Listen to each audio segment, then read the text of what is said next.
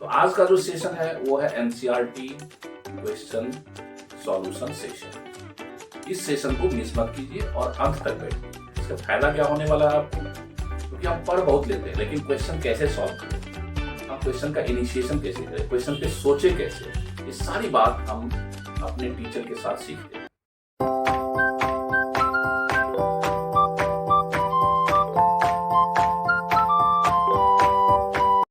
Hello student, you are watching Agyan World YouTube channel, educational channel, chemistry वाला। आपको electrochemistry chapter पे हम लोग डिस्कस कर रहे हैं। आप सभी स्टूडेंट से ये है कि आप सब्सक्राइब करें और बेल बटन को भी दबा लें और साथ ही साथ लाइक को दबाते रहें, ठीक है। चलिए, आज का जो सेशन है हम लोगों का बड़ा इंपॉर्टेंट सेशन है। सेशन क्यों इंपॉर्टेंट है, क्योंकि अभी तक जो हमने इलेक्ट्रोकेमिस्ट्री का पार्ट ए और पार्ट बी के जितने भी थियोरेटिकल पार्ट को कवर किया, जिसको बेस्ट एक्सप्लेनेशन के साथ दिया, उस थियोरेटिकल पार्ट में हमने जितने भी कंसर्निंग क्वेश्चन है एनसीईआरटी क्वेश्चन, उसको हम आज कवर कर रहे हैं। तो आज का जो सेशन है वो है एनसीईआरटी क्वेश्चन सॉल्यूशन सेशन। इस सेशन को मिस मत कीजिए और अंत तक बैठिए। इसका फायदा क्या होने वाला है आपको, क्योंकि हम पढ़ बहुत लेते हैं लेकिन क्वेश्चन कैसे सॉल्व करें, हम क्वेश्चन का इनिशिएशन कैसे करें, क्वेश्चन पे सोचे कैसे, ये सारी बात हम अपने टीचर के साथ सीखते हैं। इसीलिए आज के इस सेशन में आप अंत तक बने रहिए और आप क्वेश्चन सॉल्व करने का जो है एक टाइम फ्रेम के अंदर, क्योंकि कंपटीशन में टाइम फ्रेम बहुत इंपॉर्टेंट होता है, एक टाइम फ्रेम के अंदर करेक्ट सॉल्यूशंस मेथड को सीखने का कोशिश कीजिए।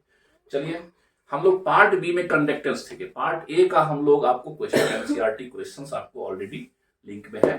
पार्ट ए वीडियो लेक्चर के साथ ही लास्ट में देखिएगा, आपको क्वेश्चन सॉल्यूशन एनसीईआरटी का है। पार्ट बी में कंडक्टेंस और कोलरॉस लॉ पे हम लोग बात किए थे। इस पे आधारित जितने भी एनसीईआरटी में क्वेश्चंस है, चाहे वो एनसीईआरटी के इंटेक्स में हो या फिर सॉल्यूशन में हो या फिर एक्सरसाइज में हो, ये सारे क्वेश्चन को आज के सेशन में हम लोग बेहतरीन ढंग से समझेंगे और बनाने का नया टेक्निक को हम लोग अडॉप्ट करेंगे। चलिए, हमारे साथ बने रहिए अंत तक। चलिए देखिए, फर्स्ट क्वेश्चन हम लोग बात कर रहे हैं जो कंडक्टेंस पे आधारित है। तो आज का सेशन में देखिए NCERT question session part B, conductance and Kohlrausch based question हम लोग ले रहे हैं, कोलरॉस लॉ पे आधारित सवाल ले रहे हैं। पहला क्वेश्चन आप पेज नंबर 77 पे आपको मिलेगा एग्जाम्पल में। वैसे उसमें सॉल्यूशन किया हुआ है, लेकिन कई बार बच्चों का ये भी कहना था कि सर सॉल्यूशन जो किया रहता है उसको हम लोग समझ नहीं पाते हैं, इसीलिए हम सॉल्यूशन के क्वेश्चंस को भी अपने इस वीडियो सेशन में इंक्लूड कर लिया है। तो फर्स्ट क्वेश्चन आप देखिए, कंडक्टेंस पे आधारित 3.4 example, page number 77 electrochemistry chapter का है। ये क्वेश्चन क्या कहता है, resistance of conductivity cell filled with 0.1 molar KCl solution is 100 ohm. कह रहा है कि हमने एक जो है पोटेशियम क्लोराइड का सॉल्यूशन ले लिया है ना, कंडक्टिविटी सेल में एक सेल है और इसमें पोटेशियम क्लोराइड का सॉल्यूशन ले लिया। किसका सॉल्यूशन ले लिया बच्चों, KCl का सॉल्यूशन लिया। कितना कंसंट्रेशन का, तो कहता है 0.1 मोलर का ले लिया और इसमें कंडक्टिविटी सेल में हम लोग करंट को पास कर दिया, यानी ये आपका कंडक्टिविटी सेल है। तो कह रहा है कि इस जो कंडक्टिविटी सेल में जो सॉल्यूशन है वो आपको KCl है। कितना कंसंट्रेशन का, 0.1 मोलर कंसंट्रेशन का KCl है। तो KCl सॉल्यूशन जिसका करंट पास करने पर जब 0.1 मोलर था, तो इसका रेजिस्टेंस देखिए यहाँ पे 100 ओम दिया हुआ है। कितना है, 100 ओम रेजिस्टेंस आपको दिया हुआ है। कहा if the resistance of the same cell, इसी सेल का रेजिस्टेंस व्हेन फिल्ड विथ, अगर हम यही KCl के कंसंट्रेशन को 0.1 से 0.2 मोल पर लीटर कर देते हैं, तो इसका रेजिस्टेंस 520 ओम हो जा रहा है। तो calculate the conductivity and molar conductivity of 0.02 मोल पर litre KCl solution if the conductivity of 0.1 मोल, जब 0.1 मोल था पर लीटर, तब इसका कंडक्टिविटी जो है 1.29 साइमन मीटर इनवर्स है। अब देखिए, गौर कीजिए।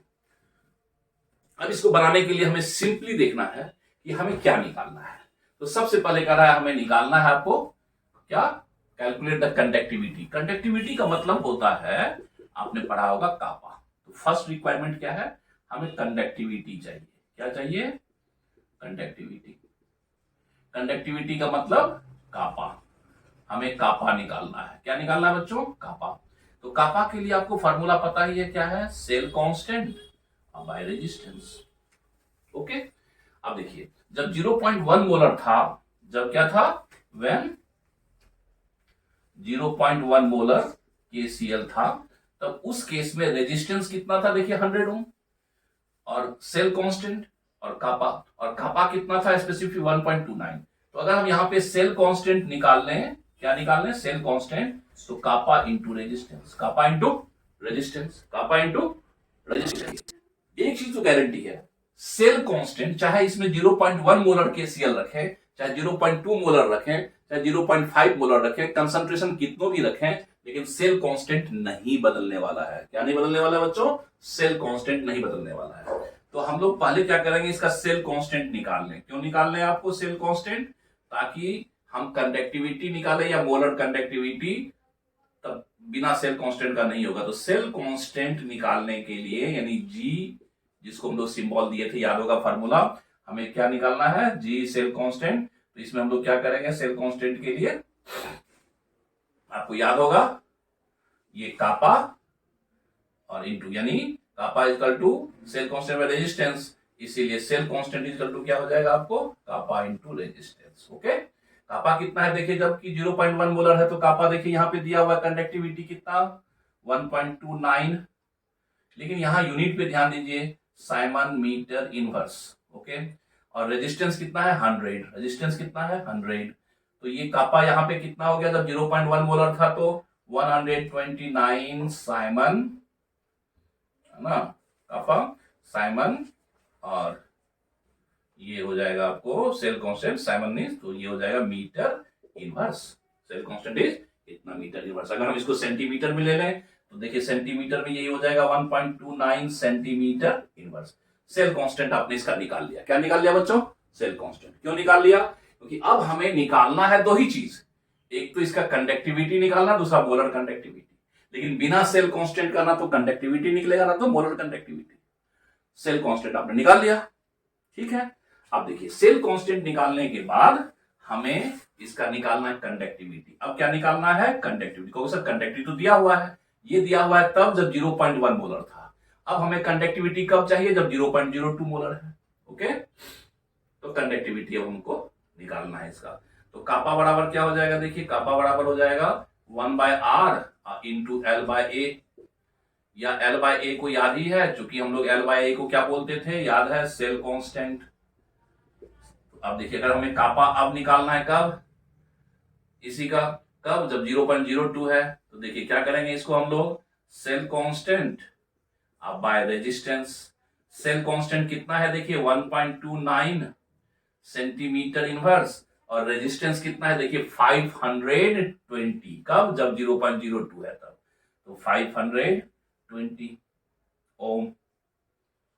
ओके, तो देखिए अब आपने क्या किया? इसी सॉल्यूशन का, इसी KCl सॉल्यूशन का जब 0.02 मोल पर लीटर कंसंट्रेशन है, तब इसका कापा कितना हो गया? स्पेसिफिक कंडक्टेंस कितना हो गया? तो 1.29 centimetre inverse cell constant by 520 ओम।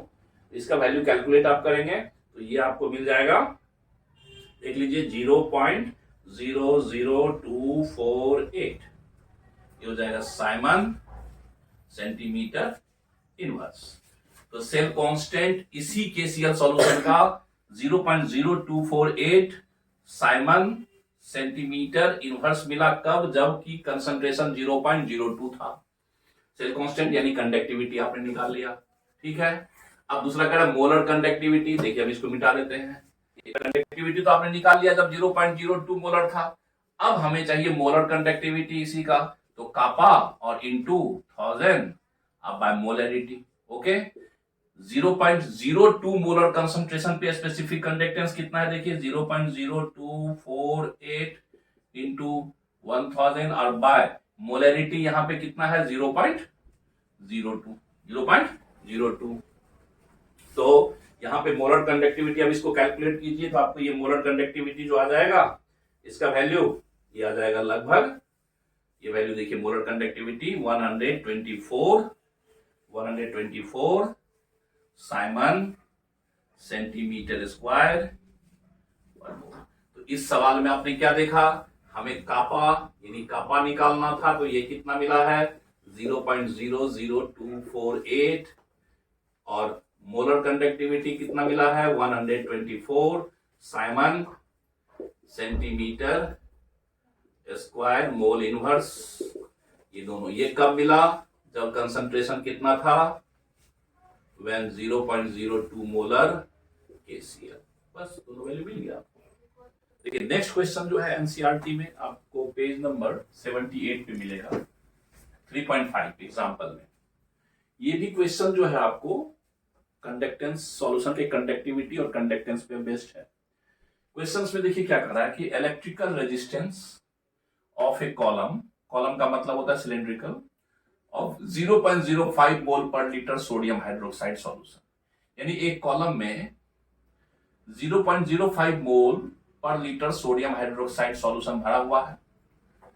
उस कॉलम का डायमीटर जो है 1 सेंटीमीटर है एंड लेंथ 50 सेंटीमीटर है, जिसका रेजिस्टेंस जो है 5.55 इंटू 10 पावर 3 ओम है। तो कहता है calculate its resistivity and conductivity and molar conductivity. तीन चीज आपको निकालना है इस क्वेश्चन।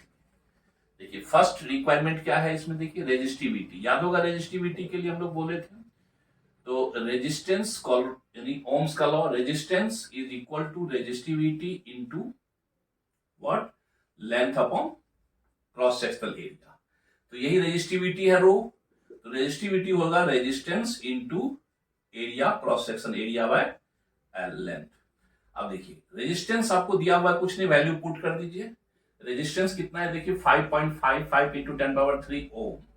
तो रेजिस्टेंस इज 5.55 इंटू 10 पावर 3 ओम। अच्छा क्रॉस सेक्शनल एरिया कॉलम है, क्रॉस सेक्शनल एरिया कॉलम का जो होता है ध्यान रखिए, है ना, एरिया ऑफ कॉलम, कॉलम का जो एरिया होता है ये होता है पाई आर स्क्वायर। पाई का वैल्यू जानते हैं 3.14 और आर जो होता है यहाँ पे देखिए, यहाँ पे इसका डायमीटर दिया हुआ 1 सेंटीमीटर, तो इसका आधा कर देंगे तो हो जाएगा 0.5 का स्क्वायर कर दीजिए, तो ये पूरा इसका एरिया जो आ जाएगा 0.785 centimetre square cross sectional area हो गया ना। यहाँ पे पुट कर दे आप 0.785 और लेंथ जो है देखिए यहाँ पे 50 सेंटीमीटर। How much, 50 centimetre. तो आपको रेजिस्टिविटी जो आ जाएगा इसी कॉलम का जिसमें ये सॉल्यूशन रखा हुआ है, आप कैलकुलेट करके देख लीजिए वैल्यू, तो इसका रेजिस्टिविटी आ जाएगा, रेजिस्टिविटी 87.135 ओम इंटू सेंटीमीटर। तो एक चीज तो आपने निकाली है रेजिस्टिविटी, ओके। अब इसको नोट कर लीजिए। इसमें दूसरा इंफॉर्मेशन है, रेजिस्टिविटी निकल गया तो फिर आप कंडक्टिविटी निकाल, इसी सॉल्यूशन का, इसी कंडक्टिविटी सील का जिसका रेजिस्टिविटी 87.135 हुआ, उसी में कंडक्टिविटी यानी कापा निकालिए। तो आपको पता है दूसरी इंफॉर्मेशन इसमें क्या चाहिए हमें, कंडक्टिविटी। कंडक्टिविटी मतलब कापा स्पेसिफिक कंडक्टेंस, जो क्या हो जाएगा आपको 1 अपॉन रेजिस्टिविटी होता है। कुछ खास बात तो है नहीं, तो इसमें कुछ नहीं करना है, 1 अपॉन 87.135 ये हो जाएगा। इसका यूनिट वैल्यू है ही आपके पास, इसे आप कैलकुलेट कर लीजिए, तो ये वैल्यू आ जाएगा आपको 0.01148 साइमन, एंड ये वैल्यू आ जाएगा साइमन सेंटीमीटर इनवर्स। कैलकुलेट करके देखिए, तो ये किसका आ गया, कापा का वैल्यू आ गया। इसी में ये भी पूछा है, तीन चीज पूछा है, रेजिस्टिविटी निकाल लिया आपने, कंडक्टिविटी कापा निकाल लिया, और इसी सेल का पूछा मोलर कंडक्टिविटी। कोई बात नहीं, मोलर कंडक्टिविटी निकालना है तो कापा स्पेसिफिक कंडक्टेंस ले लेंगे इंटू 10 पावर 3 और बाय मोलरिटी, फिनिश्ड।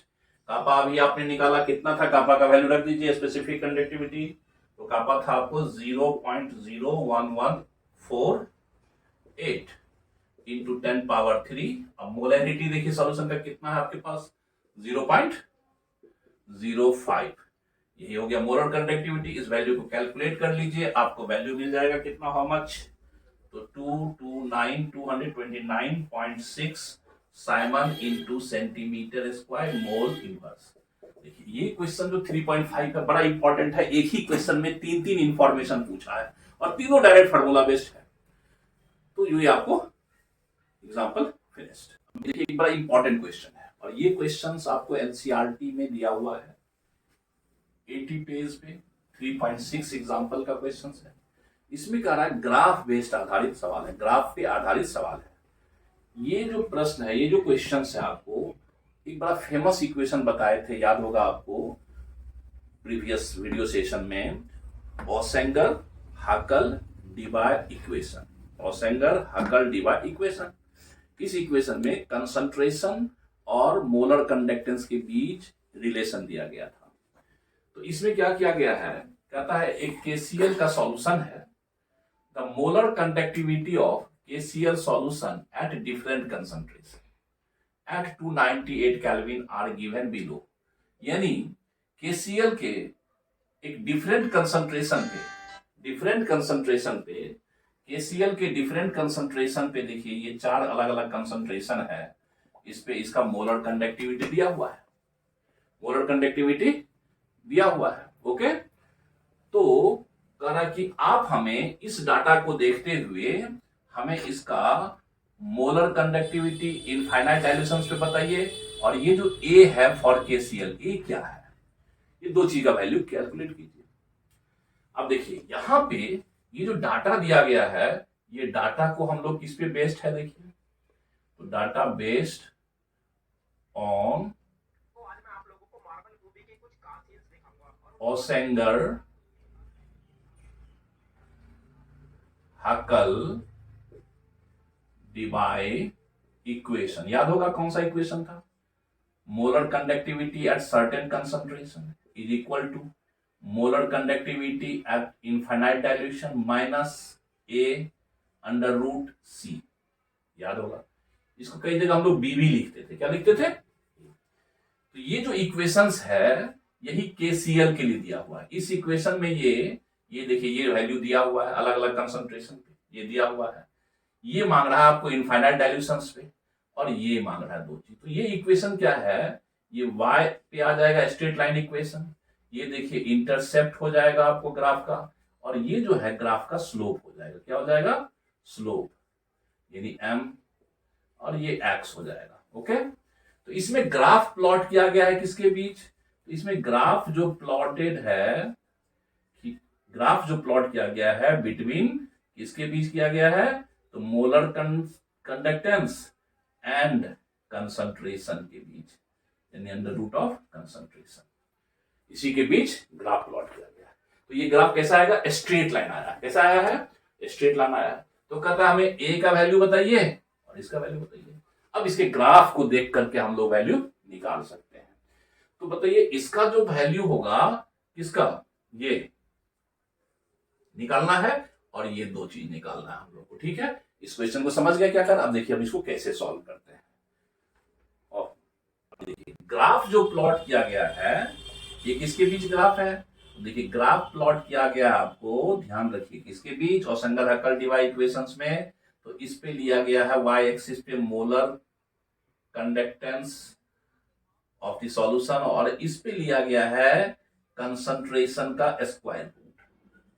लेकिन आपको डाटा कंसंट्रेशन दिया है, तो आपको करना क्या, हर जगह पे इसका स्क्वायर रूट में बदल दीजिए। यदि ये सारे डाटे को आपको क्या करना है, स्क्वायर रूट में कंसंट्रेशन का आपको बदल दीजिए। तो 0.0198 का जब आप स्क्वायर रूट करेंगे, तो इसका वैल्यू आप देखिए क्या आ जाएगा, देखिए 0.00198 को स्क्वायर रूट करते हैं तो ये आ जाता है 0.01406।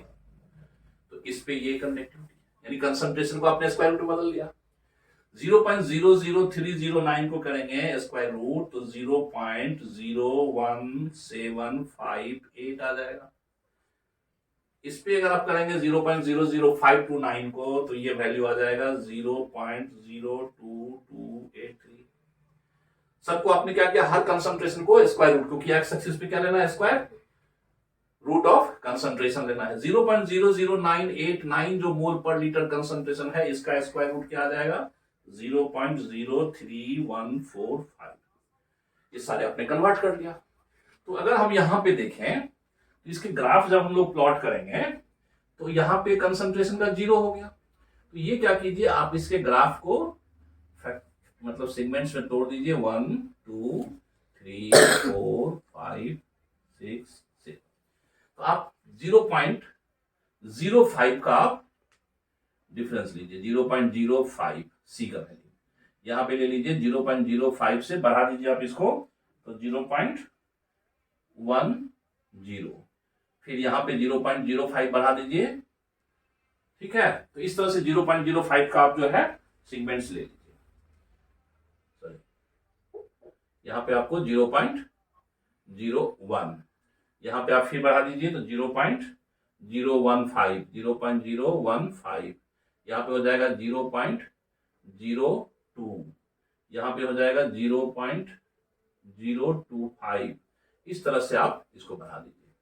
और यहां पे जो कंडक्टिविटी, मोलर कंडक्टिविटी लीजिए, इसको भी आप, तो सबसे कम कितना है आपके पास में 100, ये देखिए 147 में, यानी आप 0.4 का चेंज दीजिए, 147.4, फिर बढ़ा दीजिए 147.8, 0.4 का चेंज दीजिए, यहां पे दीजिए 100, आपको 48.2, फिर आप दे दीजिए 148 ये हो जाएगा आपको 6, यहाँ पे दे दीजिए 100, फिर 4 बढ़ा दीजिए 149 है ना, 149, और फिर आप बढ़ा दीजिए 149.4।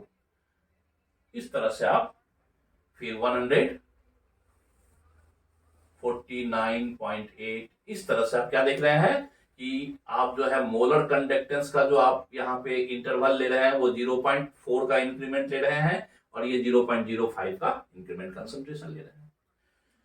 अब ये ग्राफ जो होगा वो ऑलमोस्ट स्ट्रेट लाइन आएगा। कैसा ग्राफ आएगा इसका ग्राफ, अगर हम देखें तो ऑलमोस्ट स्ट्रेट लाइन ग्राफ आएगा, ऑलमोस्ट स्ट्रेट लाइन ग्राफ। थोड़ा सा इसको ठीक कर लें, खराब लग रहा है, ये ऑलमोस्ट स्ट्रेट लाइन ग्राफ आएगा। कैसा ग्राफ आ रहा है, ऑलमोस्ट स्ट्रेट लाइन ग्राफ आएगा। ऑलमोस्ट स्ट्रेट लाइन ग्राफ मतलब अगर हमें इसका ग्राफ का जो स्लोप होगा, देखिए ये स्लोप, यही स्लोप है, तो यही तो होगा -a। अगर आपको इक्वेशन याद हो, अभी जस्ट लिखे हैं, है ना, यही ना है, यही जो है स्लोप है -a, तो यही स्लोप क्या हो गया a। तो स्लोप कैसे निकालते हैं आपको पता ही होगा। तो स्लोप निकालने के लिए वैल्यू क्या होता है, आपको इंटरसेक्ट, यानी y एक्सिस पे इंटरसेक्ट, तो y2 minus y1 bye x axis पे x1 x2 माइनस x1, यही स्लोप हो जाएगा। ठीक है, y2 का जो है, अब देखिए y2 का मतलब हो गया, अगर हम सेगमेंट्स में अगर ले लें यहाँ पे सपोज, तो y2 में क्या है, इस पे कंडक्टेंस का डिफरेंस है। तो कंडक्टेंस का डिफरेंस आप ले सकते हैं कहां से, तो कंडक्टेंस का डिफरेंस ये देखिए, यहाँ पे अगर हम इसको ले लें, इसको ले लें y2, इसको ले लें y1, ठीक है, y2 और y1, तो एक यहाँ पे वैल्यू ले लिए और एक यहाँ पे वैल्यू ले लिए, और फिर x पे क्या ले लिए, तो इसका एक ये वैल्यू ले लिए और एक ये वैल्यू ले लिए, दोनों का।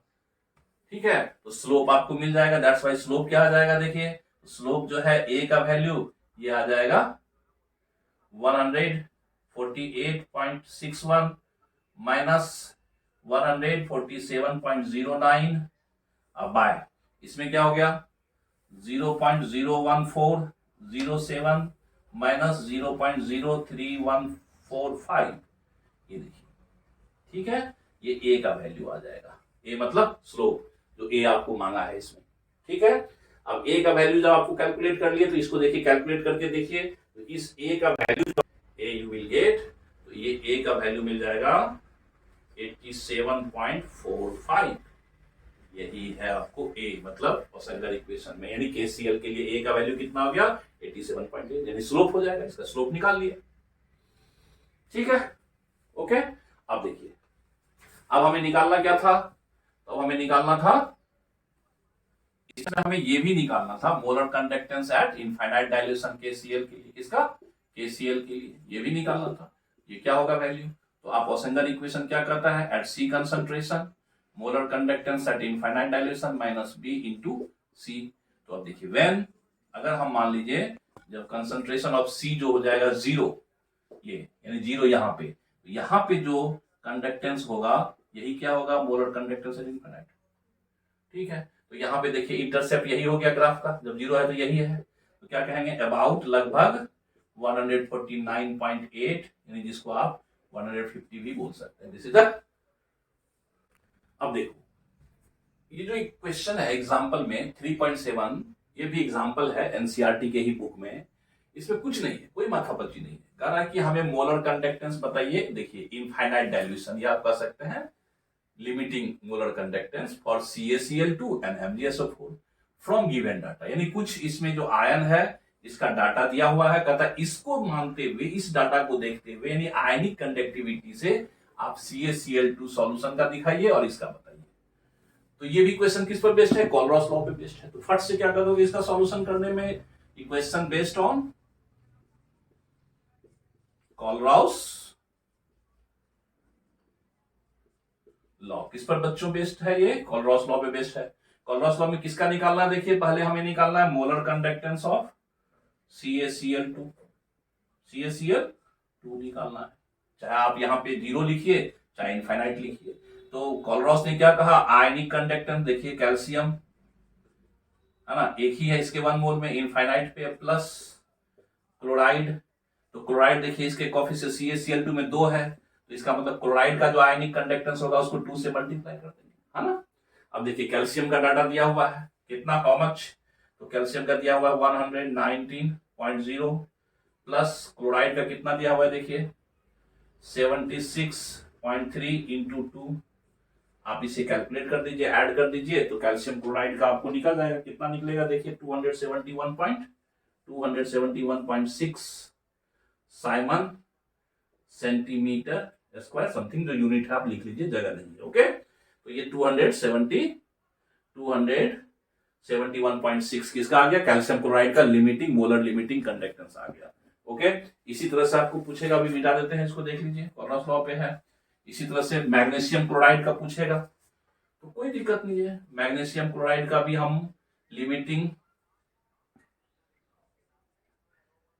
सॉरी मैग्नीशियम सल्फेट का पूछ रहा है, तो मैग्नीशियम सल्फेट के लिए क्या करेंगे, आयनिक कंडक्टिविटी ऑफ मैग्नीशियम आयन अब plus ionic conductivity of sulphate ion, देखिए सल्फेट इसके फार्मूला में एक ही होगा और मैग्नीशियम भी एक ही होगा, इसको ऐड कर देंगे। मैग्नीशियम का देखिए यहाँ पे डाटा दिया हुआ है, हाउ मच 106.0 और प्लस सल्फेट का कितना दिया हुआ है, देखिए 160.0, तो ये क्या आ जाएगा, ये आप देख लीजिए, ये 266 के आसपास आ जाएगा, 266.0 ये आ जाएगा इसका।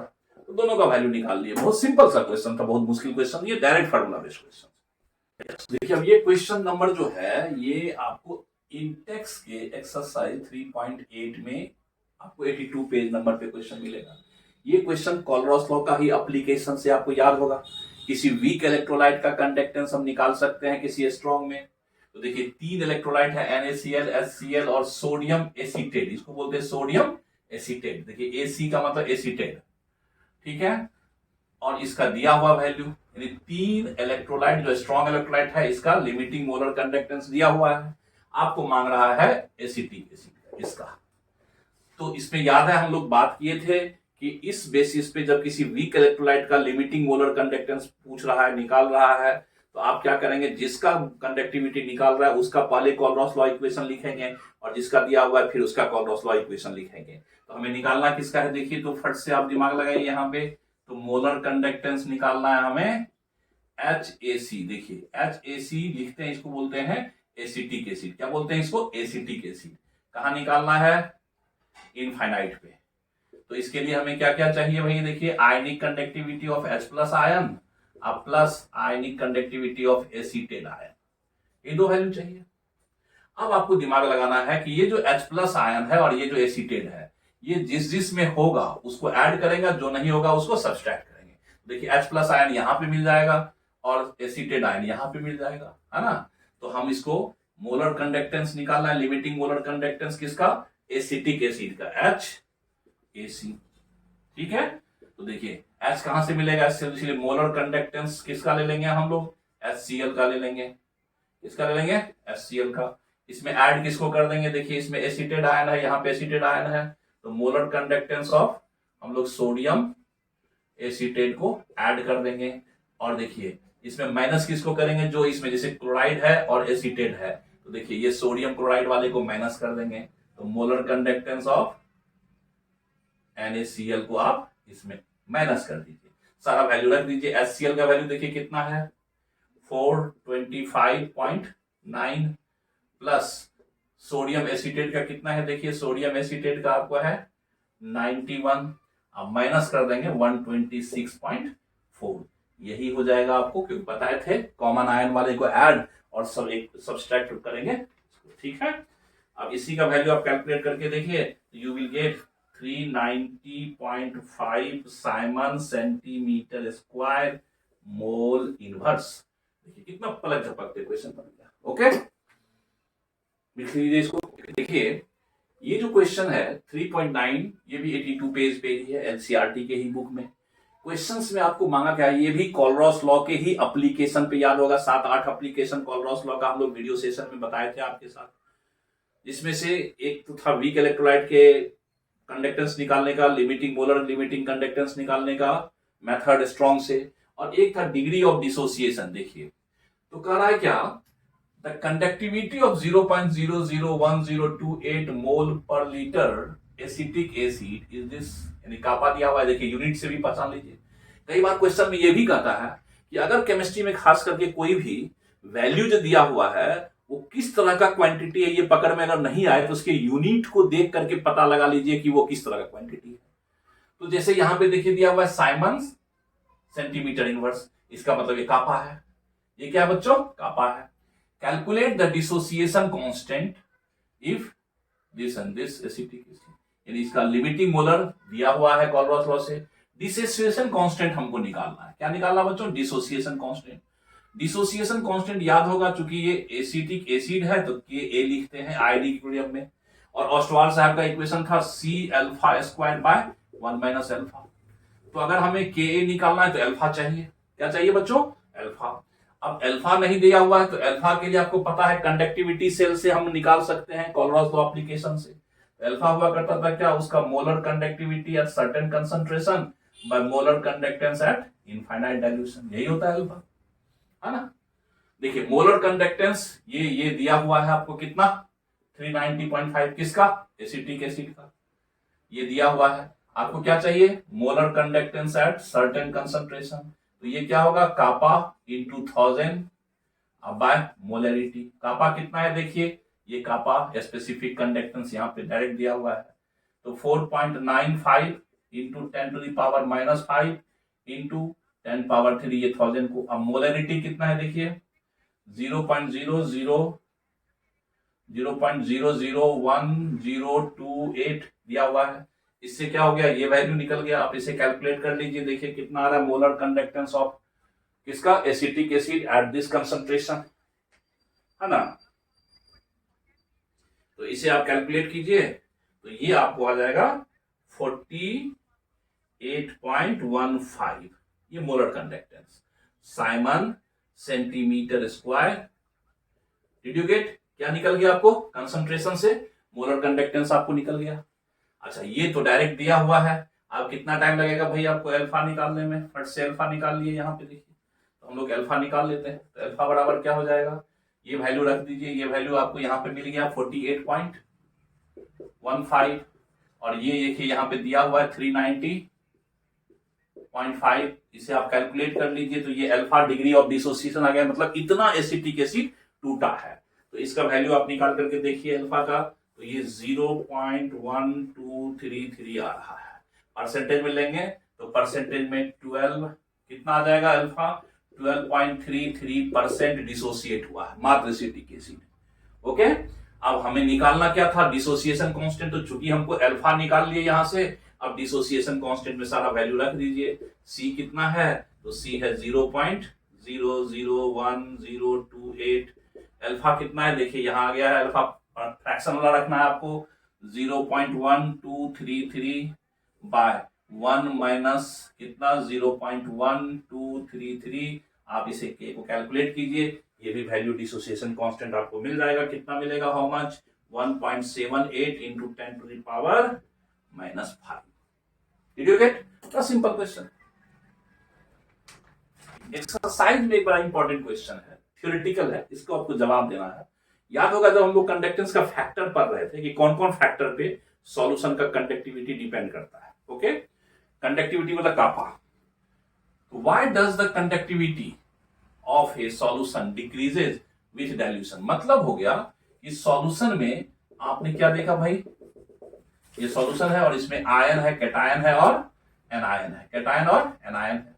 अगर हम इसमें और बाहर से वाटर ऐड कर दें, क्या ऐड कर दें बच्चों, वाटर इज एडेड। जैसे ही वाटर इसमें और ऐड करेंगे तो क्या हो जाएगा, सॉल्यूशन डाइल्यूट हो जाएगा, वॉल्यूम इंक्रीज कर जाएगा, वॉल्यूम इंक्रीज। तो डाइल्यूशन का मतलब क्या, वॉल्यूम बढ़ जाता है। तो वॉल्यूम जैसे ही बढ़ेगा तो कंडक्टिविटी होता क्या, कंडक्टिविटी वह कंडक्टेंस होता है जो पर यूनिट वॉल्यूम में आयन के कारण होता है, पर यूनिट वॉल्यूम में आयन के कारण होता है। जब हम डाइल्यूट कर दिए तो वॉल्यूम बढ़ गया, तो पर यूनिट वॉल्यूम में आयन की संख्या क्या होगी, घट जाएगी, आयन की कंसंट्रेशन क्या होगी, पर यूनिट वॉल्यूम में घट जाएगी। इसीलिए कंडक्टिविटी कापा डिक्रीज कर जाता है। तो आप सिंपल में कह सकते हैं कि अगर हम वॉल्यूम बढ़ा देंगे बाय इंक्रीजिंग वॉल्यूम, कापा समझते हैं ना, kappa specific conductance decreases due to decrease in number of ions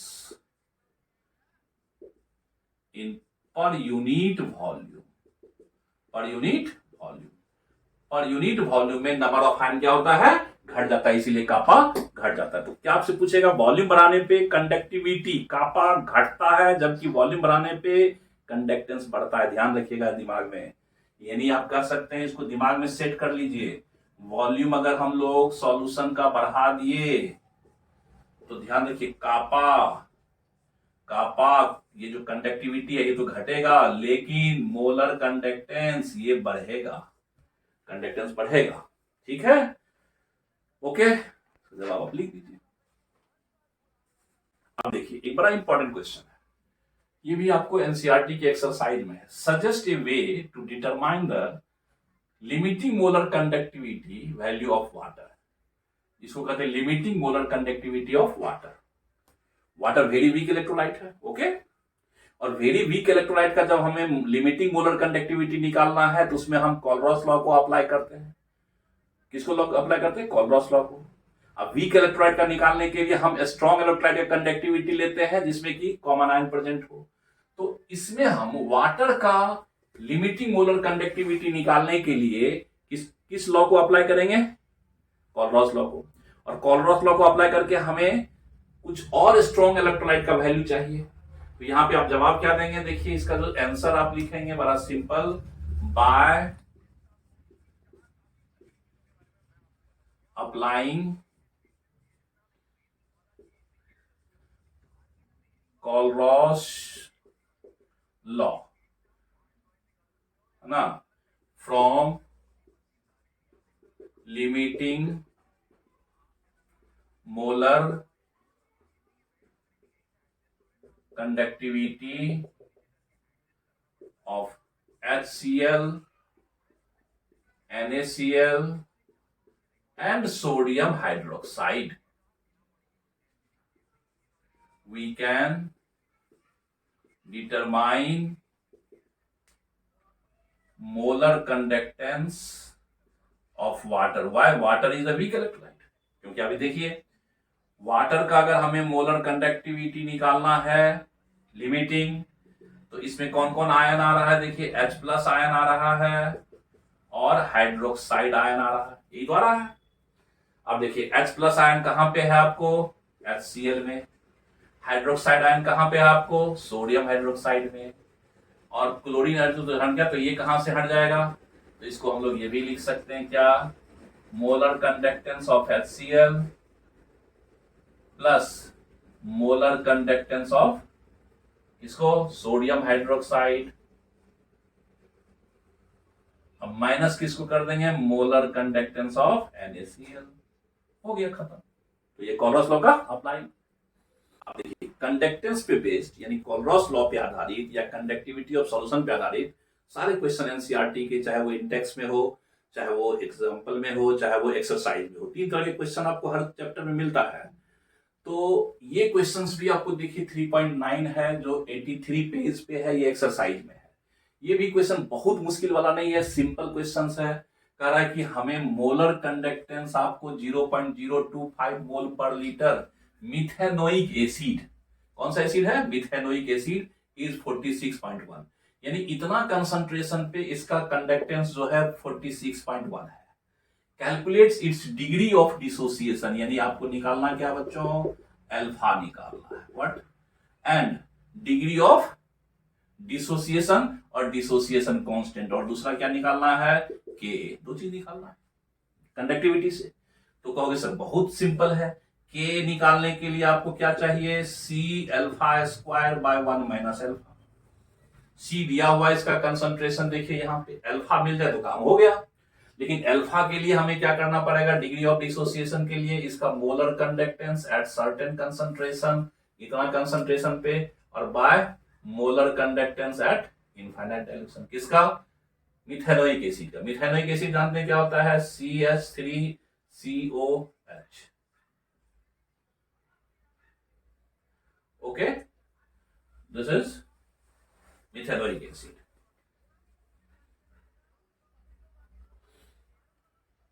नहीं ये हो जाएगा, थोड़ा सा देखिए गलती हो गई, इसको ठीक से बताते हैं।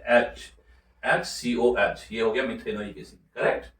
अब देखिए चूंकि हमें इसका किसका दिया हुआ, आयनिक कंडक्टिविटी दिया हुआ है, तो इसको हम ऐसे भी डिफाइन कर सकते हैं, molar conductance at C concentration बटा लेमडा। इसमें कौन कौन आयन है, देखिए ionic conductance of H plus ion है ना, अब plus ionic conductance of what, HCO, ये भी दे सकते हैं, है ना, दोनों को सम कर दीजिए। अब देखिए ये वैल्यू आपको दिया हुआ है कहां पे, यहां पे 46.1। अच्छा आयन का आयनिक कंडक्टिविटी देखिए H प्लस का दिया हुआ है कितना, 349.6, अब प्लस ये फॉर्मेट आयन का दिया हुआ है कितना, देखिए 54.6। तो यहां से आपको अल्फा कैलकुलेट कर लीजिए, तो यू विल गेट, ये अल्फा आपको मिल जाएगा यहां से। तो इसका अल्फा जो मिलेगा ये 0.1140, इतना अल्फा हो गया डिग्री ऑफ डिसोसिएशन, यानी डिग्री ऑफ डिसोसिएशन मिल गया आपको। डिसोसिएशन कांस्टेंट में सी अल्फा का वैल्यू रख दीजिए आप। अब देखिए यहाँ पे कुछ नहीं है, सी कितना है 0.025 और अल्फा कितना आ गया 0.1140 का स्क्वायर कर दीजिए, अब बाय 1 माइनस 0.1140 कर दीजिए। अब इसे आप कैलकुलेट कर लीजिए, देखिए आपको के का वैल्यू यानी डिसोसिएशन कांस्टेंट का भी वैल्यू आ जाएगा कितना, 3 इसको कैलकुलेट कीजिए, तो ये 3.6 इंटू 10⁻⁻⁴ फट से मिल गया, अल्फा भी मिल गया, ये भी मिल गया, कुछ नहीं क्वेश्चन में फिनिश्ड। 1 मिनट रुकिए। अब एनसीईआरटी के पार्ट बी जो है इलेक्ट्रोकेमिस्ट्री, एनसीईआरटी के 12th के इलेक्ट्रोकेमिस्ट्री के पार्ट बी जो हम लोग क्लास वीडियो सेशन किए, पूरा थ्योरी पूरा फैक्ट्स को हम लोग एक्सप्लेन किए, उस पे एनसीईआरटी में कितने क्वेश्चंस है उसको भी हम लोग एनसीईआरटी क्वेश्चन सेशन में डिस्कस करते हैं। इसके बाद हम एक और सेशन बनाएंगे क्वेश्चन सॉल्विंग का, जिसमें प्रीवियस ईयर क्वेश्चन सॉल्विंग रहेगा, उसके अभी वेट कीजिए, उसका भी हम आपको वीडियो सेशन में कितने इस टॉपिक पे, कंडक्टिविटी पे, कंडक्टेंस पे, कितने डिफरेंट ईयर्स में कौन कौन कंपटीशन में कैसे क्वेश्चन पूछा गया, उसको कैसे अटेम्प्ट लेंगे, कैसे आप सॉल्व करेंगे आसानी से कम समय में, वो सारे क्वेश्चंस को सॉल्व करेंगे आपके साथ। फिर आप इतना प्रैक्टिस कर लीजिएगा जितना हम आपको दे रहे हैं, काफी सफिशियंट है आपको एग्जामिनेशन को क्रैक करने के लिए। ओके बच्चों, चलिए आज का सेशन यहीं पे खत्म करते हैं। थैंक यू, लाइक कर लीजिए, थोड़ा सब्सक्राइब कीजिए दोस्तों में भी। Thank you for to.